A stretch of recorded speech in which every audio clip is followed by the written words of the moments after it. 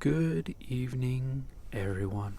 In this video, I make a walnut charcuterie board for my friend Dayton. This rough cut lumber is just some that I had basically in storage waiting for a good project. You know, we came up with this idea of getting something for Dayton, and I wanted to make it, and it gave me an opportunity to try some different things like that Japanese pull saw I'm using to cut the lumber down. I just recently got that, and it was cool to get to use it on an actual project versus just kind of playing around. I wasn't really sure, fully what I was going to do while I started this project. I had some different ideas.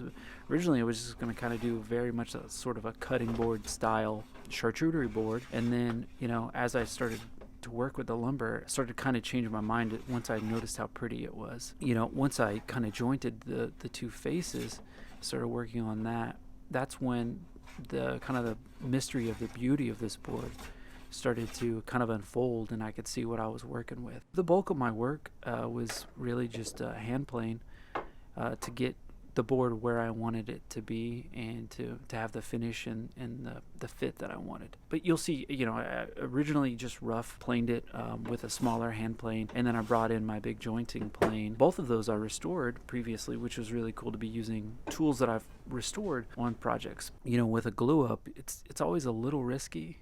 You hope that it works really well, and you hope that your joint is nice and tight. One thing you can always do is make sure your glue coverage is all the way across every touching surface, and then you use as many clamps as you have to get it nice and tight. And I also like to clamp across the board, across the grain, as it were.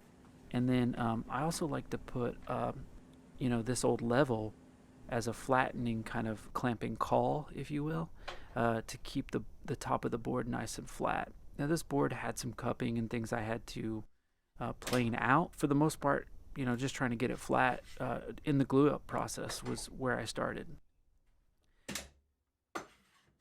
Back to the hand plane, back to flattening, back to trying to find what's underneath all that rough cut. What does this board look like? And I was pleasantly surprised.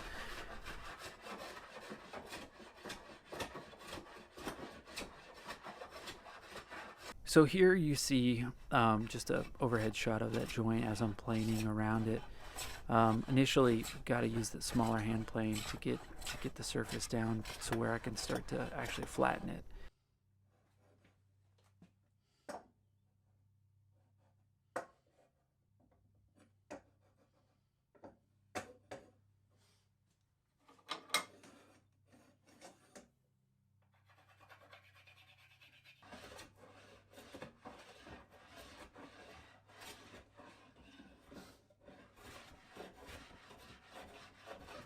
This is where I started to change my mind on this. I wanted to go with more of a modern style, like you can see, with a tapered tail. And just a Dayton's, like, she's more into modern things, and that's kind of what I was thinking when I was thinking of her for this. So I had some defects I needed to fix, and I wanted to use the glue and shavings method. I didn't have any resin or anything.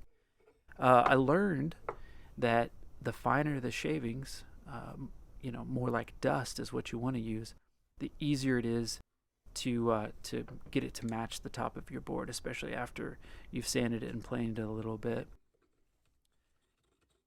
I used some really rough shavings here, and it just caused me to have to do a lot of work on the back end.